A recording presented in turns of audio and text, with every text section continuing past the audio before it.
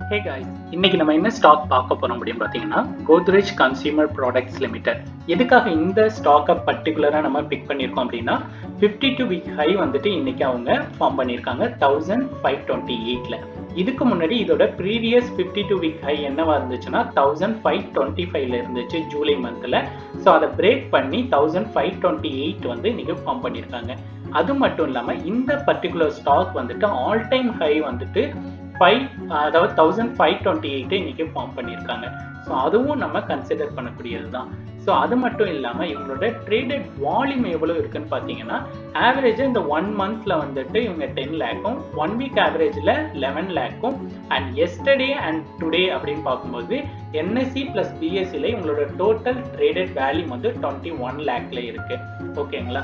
So டோட்டலாக இவங்களோட trading வேல்யூம் 21 லேக்ல பிளஸ் இவங்களோட 52 வீக் ஹை பிரேக் அவுட் ஆயிருக்கு. அது மட்டும் இல்லாமல் இவங்களோட ஆல் டைம் ஹையும் 1528 ஃபார்ம் பண்ணியிருக்காங்க.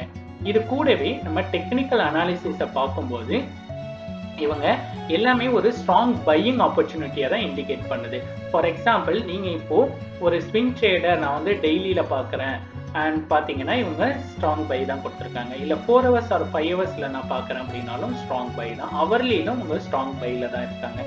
இப்போ இன்ட்ராடேவில் நான் பிளான் பண்ணுறேன் அப்படின்னாலும் இவங்க 15 மினிட்ஸில் ஸ்ட்ராங் பையிங் பொட்டன்ஷியலும் அண்ட் 5 மினிட்ஸில் ஒரு ஸ்ட்ராங் பையிங் பொட்டன்ஷியலும் தான் கொடுத்துருக்காங்க. ஸோ ஓவரால் இவங்களோட ட்ரேடிங் சம்மரியை பார்க்கும்போது ஸ்ட்ராங் பையிங் பொட்டன்ஷியலை தான் காட்டுது. Okay, coming into the chart.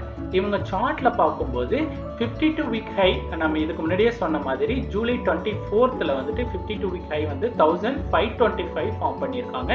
And இன்னைக்கு எகெயின் 1528 3 ரூபீஸ்க்கு மேலே இவங்க ட்ரேட் ஆகியிருக்காங்க.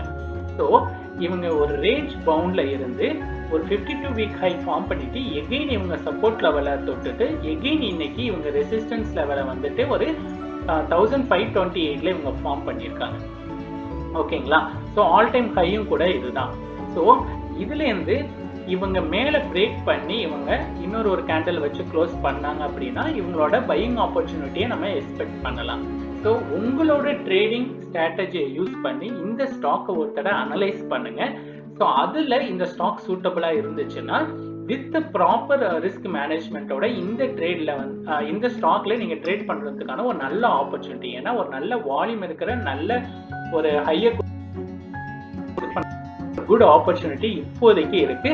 அதாவது அப்கமிங் டேஸ்ல எய்தர் வந்து நீங்க ஸ்விங் ட்ரேடா இருக்கலாம் இல்ல இன்ட்ராடே ட்ரேடா இருக்கலாம். ஸோ இன்னொரு ஒரு நல்ல ஒரு ஸ்டாக்கோட நம்ம அடுத்த வீடியோல மீட் பண்ணலாம்.